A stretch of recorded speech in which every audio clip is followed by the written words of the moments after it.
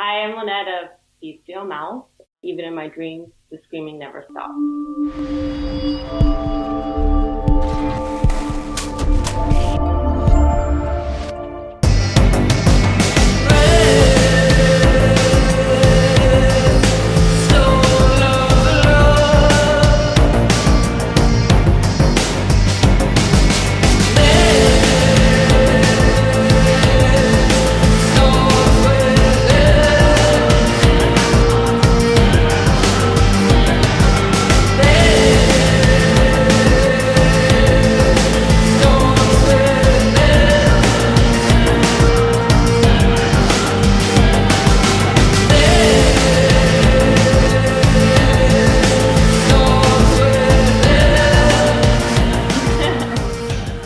Hello, I'm here today with Lynette Cerezo from the band Bestial. It's not an easy name to pronounce.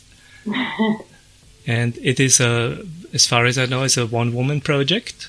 Are there other people involved? Yeah, the band actually is, at the moment, we have, for the last EP that we just did, there are actually 3 other producers that are on it. And then when I play live, I have 2 live musicians on synths and drums. But the band actually started as a 2-piece project. And then we had 3 people, 4 people. But right now it's me pretty much leading the reins. Bestial Mouths, how did you come up with that name? And the first musical project I did was with my now ex-husband, my husband at the time, called African Graves. And we used to write the lyrics together, and we used cut up a lot, and it was just a lyric from one of our African Graves songs, Bestial Mouth singing to drag in the winter. And I always liked the idea of continuing things and still your art and taking it into a new way, and I just liked the way it sounds. Yeah, it is a very great moniker, I think. And you gained quite some reputation over the last years, as I saw.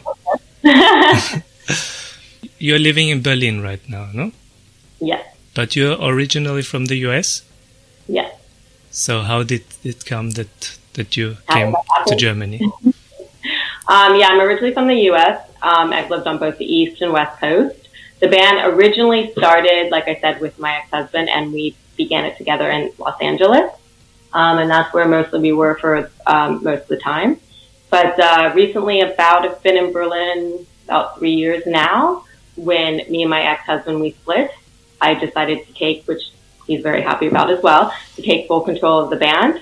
And then my bandmates at the time were living in different places. One's in San Diego, Brent Showers, who I still work with, and the other ones was in New York. So we were traveling, touring all the time, and I loved Berlin.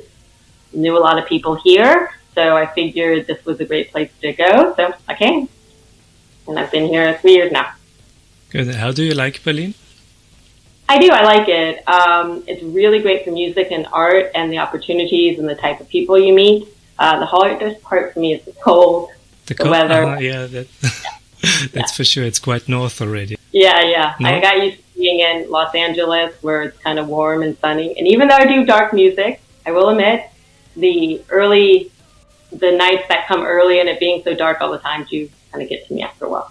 Yeah. But in the summer, it's longer bright than there, no? In Berlin. The summer is amazing here. The first summer I was here, I couldn't believe how bright it stays until about 11 o'clock, and then the sun rises and everyone's out. It's really kind of a magical time in the summer, for sure.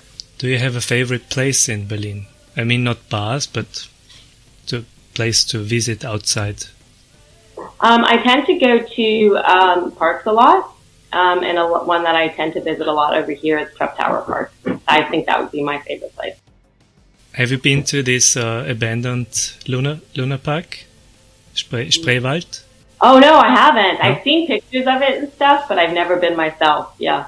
Yeah, this is an amazing place. I haven't been inside. You can see it from outside. I don't know if it's allowed to go inside. I don't think you can, because I was looking up things, and I don't think you're able to really get inside anymore. So. Yeah, those are the great things in Berlin, that you find such abandoned places all over. No?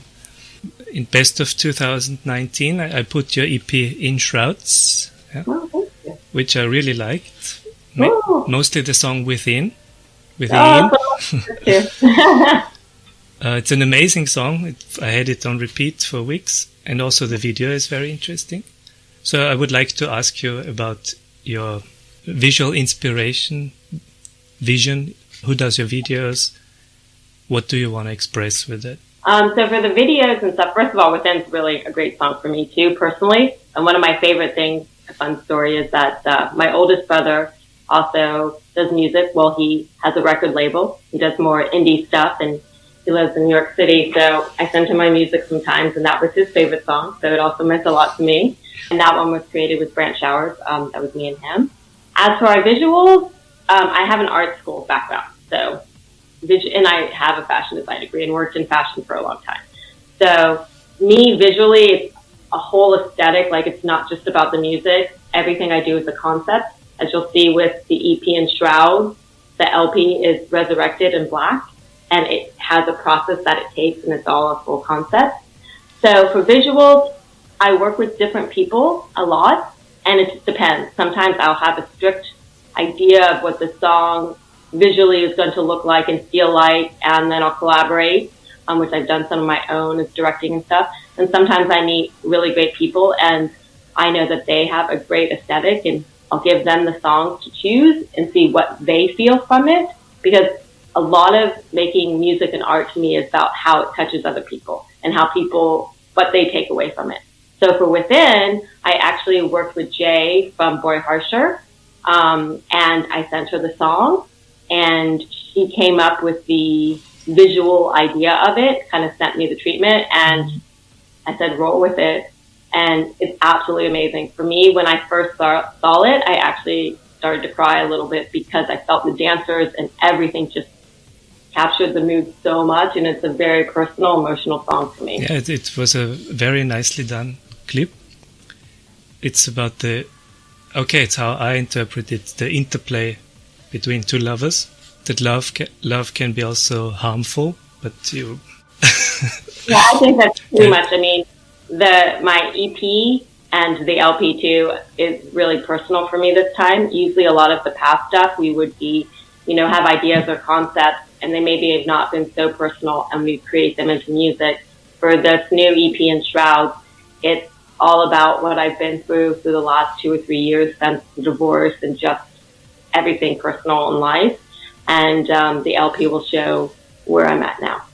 So it actually, there's a very positive message towards love, even though it's very intrusive into the other's life. When you commit to a love, you're also aware of that you give parts of yourself to the other. It's completely true. And I think the EP and the LP kind of show that a little bit too. And it's about the frailty of humans and life and everything too. And that, you're fearful, you're scared, you give a lot, it's painful, but we keep going and we keep going and we keep moving on. So a lot of them, I guess, in my way, that's a positive message. You use a lot of, let's say, pagan symbols, runes, also your outfit. It is not unusual in industrial music. But how did you personally get into this? I think I've always really been into tribal stuff, anything that connects with nature and people that have that feeling. Growing up Puerto Rican, the music that we listen to and everything that I've heard is super drumming and, that kind of thing. And just, it's always captured my soul, and just what I feel is doing music to me too is kind of like a ritual, an expression in that way. So I guess it all just kind of works into that. Would you call your music industrial? It has an influence of so many things. It has an influence of all the things I've listened to, which grew up with, goth, post-punk, definitely industrial. I love experimental stuff, minimal synth, no wave. Those were all the things that influenced me. And when we set out to create Bestial Mouse, and just in general now, completely how I do it too, it's just to create something new and just to create what's inside of you. So I let things kind of roll with how they sound and how I feel. And I feel like that's how things get created. I called it in a review, Dead Can Dance meets Leibach. Do you agree with it? I totally agree with that too.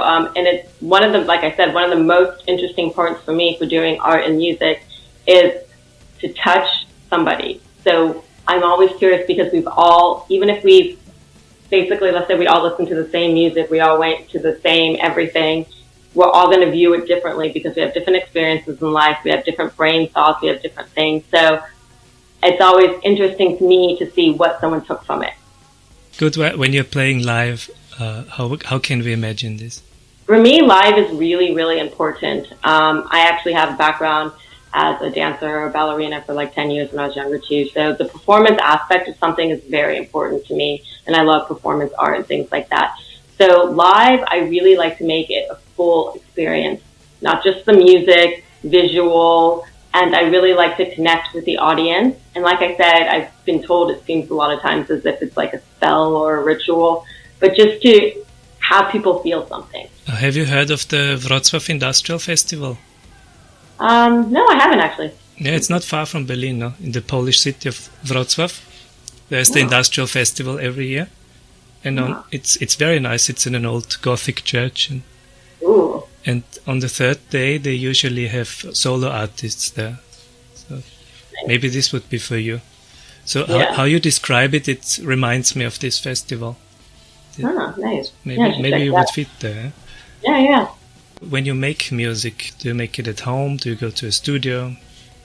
It completely varies. In the past, it was maybe we had a full band that we'd always meet live, and so we would practice and we would create a lot of music that way.